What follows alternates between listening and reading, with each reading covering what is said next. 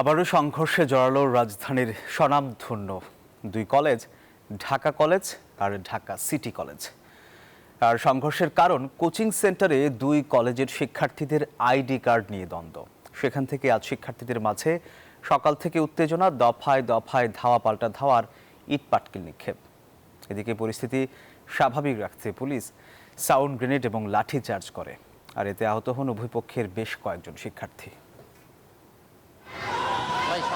অভিযোগের বিপরীতে পাল্টা অভিযোগ। আবারও সংঘর্ষে জড়ালো রাজধানীর স্বনামধন্য দুই কলেজ, ঢাকা সিটি কলেজ ও ঢাকা কলেজ।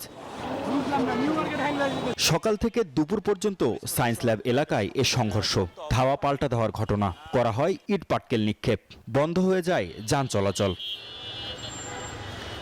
এক পর্যায়ে পরিস্থিতি নিয়ন্ত্রণে লাঠিচার্জ ও সাউন্ড গ্রেনেড নিক্ষেপ করে পুলিশ।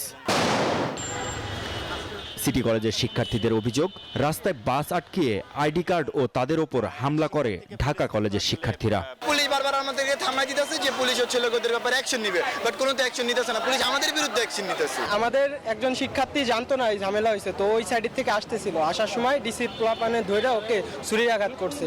পরে ওকে আইনা হসপিটালে ভর্তি করা হয়েছে। জানা জানে এখনো কতজন টোটাল আহত হয়েছে, কিন্তু আহত হয়েছে এটা ঠিক। আর দেখতেছি তো আশেপাশে মাথা টাথা ফাটছে, হাত টাত কেটে গেছে অনেকের। অন্যদিকে ঢাকা কলেজের শিক্ষার্থীদের দাবি, তাদের ওপর হামলা করলে তা প্রতিহত করতে পাল্টা হামলা চালায় তারা। প্রতিদিন ধরে ঘটনা চলতেছে। এবং 23-24 স্টুডেন্ট যারা ছিল ওদেরকে নাকি সিটি কলেজ আমাদের ক্যাম্পাসে মেরে আসছে। এবং আজকে নাকি মোহাম্মদপুরে যে বাসটা ছিল আমাদের ঢাকা কলেজের, সে বাসে ওরা বাস ভাঙচুর করছে।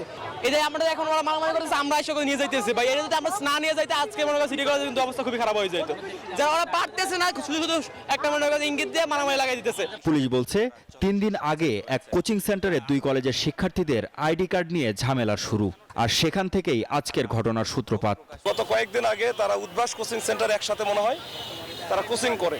এখন ওইখানে কথা কাটাকাটির এক পর্যায়ে হয়তো বা একজন আরেকজনকে চড়থাপ্পড় মারে বা ওই যে আইডি কার্ডগুলো নিয়ে নেয়, ওইটা রেস ধরে। কিন্তু গত পরশু দিনে কিন্তু তাদের মধ্যে উত্তেজনা ছিল, কিন্তু তখন তার তাৎক্ষণিকভাবে পুলিশের ইন্টারফেয়ারের কারণে ওই দিন আর কিছু হয় নাই। কিন্তু আজকে সকাল থেকে কেন এটা নতুন করে আবার এই উত্তেজনা তৈরি হলো, আসলে আমরা এখনো জানি না। এ ঘটনায় আহত বেশ কয়েকজন চিকিৎসাধীন। পরিস্থিতি স্বাভাবিক হলে দুপুর 2:30টা নাগাদ যান চলাচল স্বাভাবিক হয়।